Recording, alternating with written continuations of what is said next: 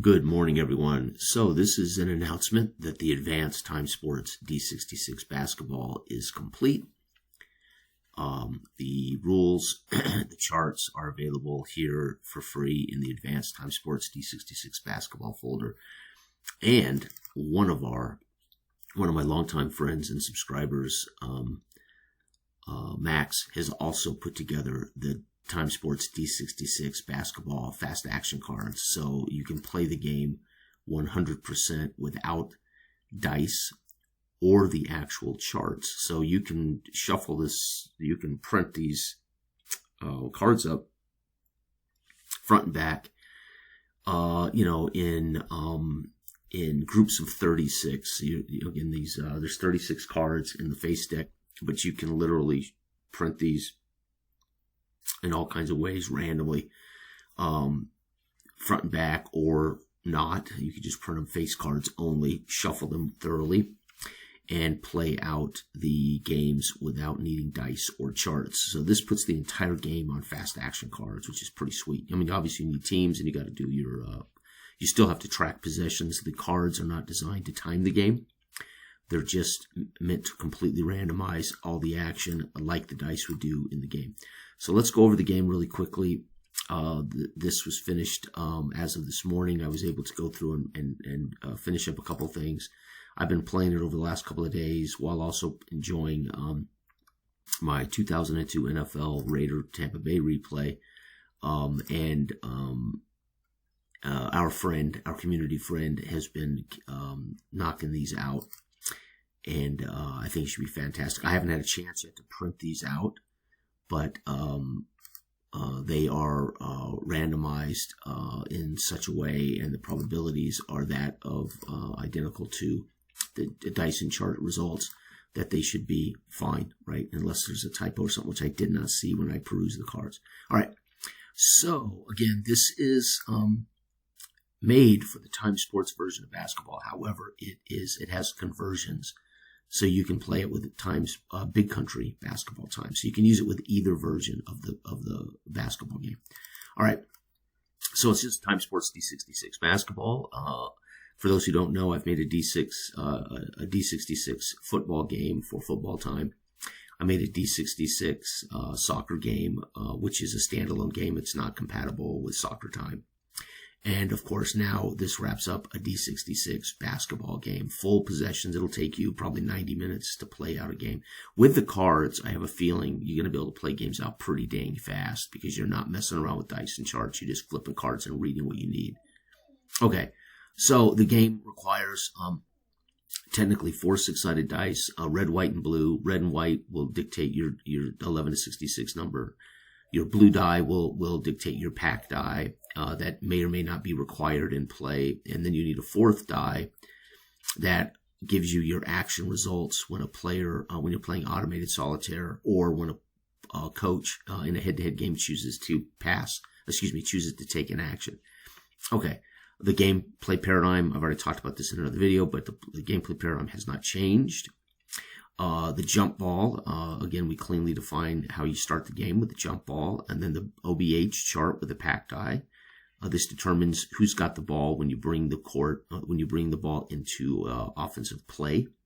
So we are assuming that they have brought the ball into the defense's half court and they're setting up a play, that this is the person that's in charge of finishing the play. This would be the defensive matchup. So that's how simple that works.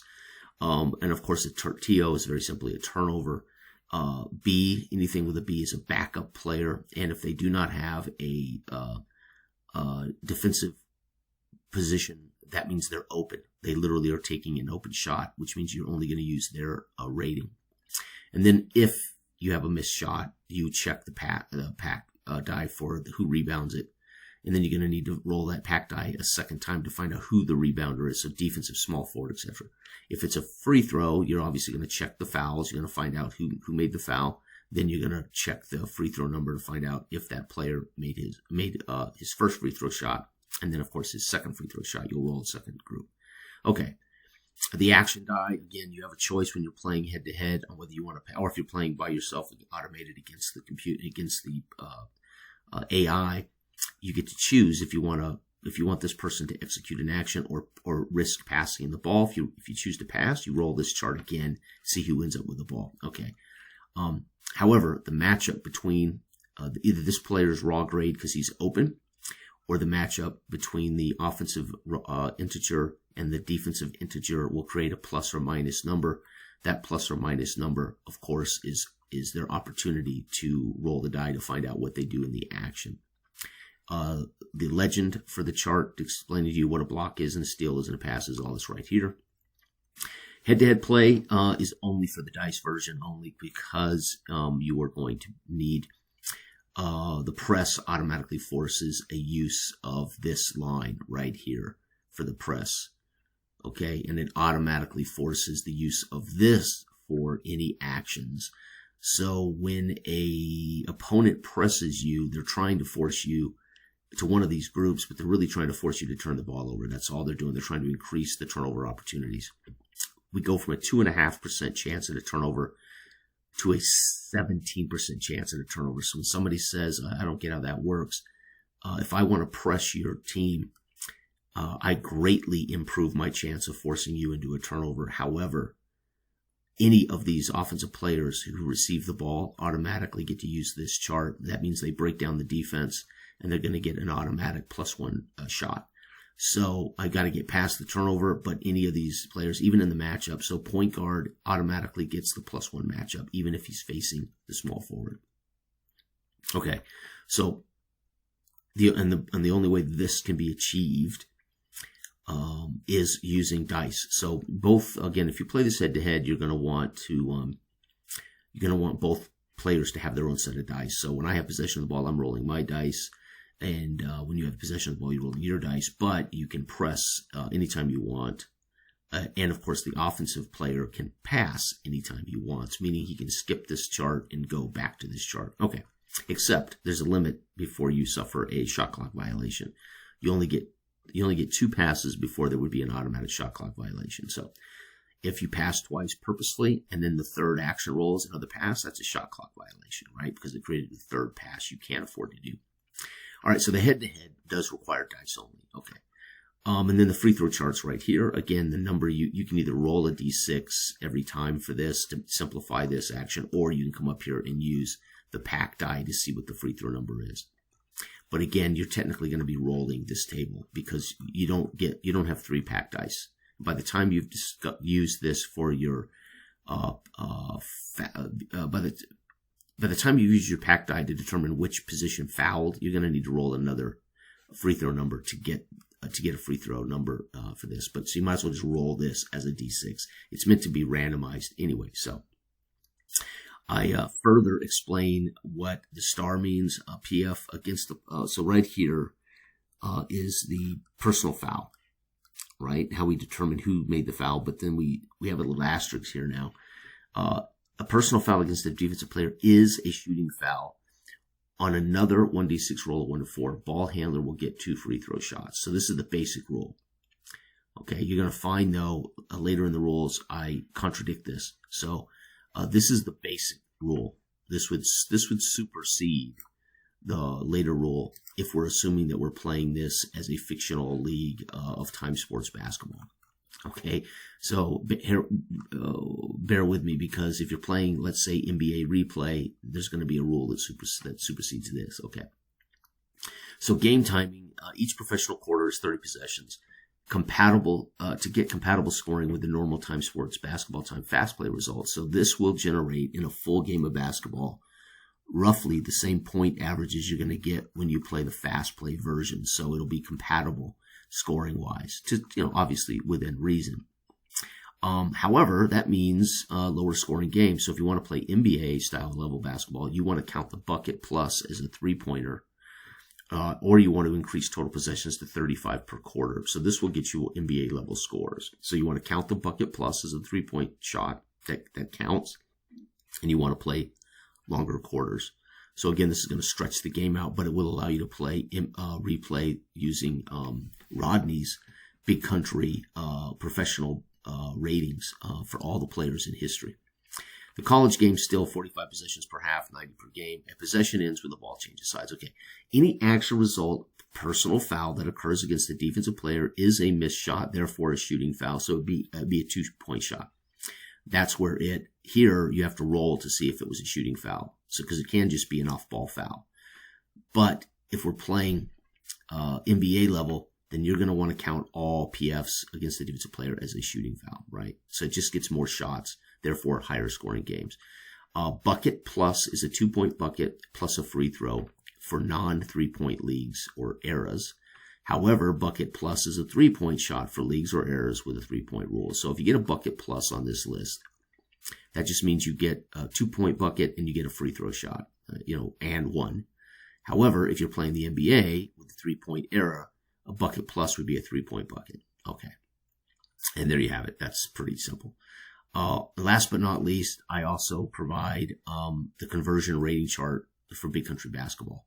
So if you want to use your Big Country Basketball ratings for your fictional leagues or your Big Country Basketball NBA history ratings that Rodney so generously made for the community, it's very easy. A A-rated player or a player within a 4 is a 2+. A B-rated player or a player which is a 3 is a 2. A C-rated player, which is a 2 in Big Country, is a 1+ in Time Sports. So you'll have to convert those ratings over to the Time Sports ratings, but you'll be able to play either game with this very simple conversion chart. And then D, which is 1 point in Big Country, is going to be the 1 or a 0+ in Time Sports, right? So all 0+ means in Time Sports is they're a hustler. They generally are more defensive. They generally get loose balls. So it's an abstract concept. But their conversion would be equal to an A+ player. A 2+ is like an all-star or an all-pro, right? So and of course, D with that plus means they're a little better than a 0. So they would be a D in Time Sport. They'd be a D in Big Country. Okay. And last but not least, the very simple all rights reserved. This is completely free. You can play it with either version. It is designed for the Time Sports version, but as I've shown here, you can easily convert your Big Country leagues and the NBA rated players to Time Sports before you start playing games. So, okay, that's done. And now let's take a look at the fast action cards that Max so generously made for us.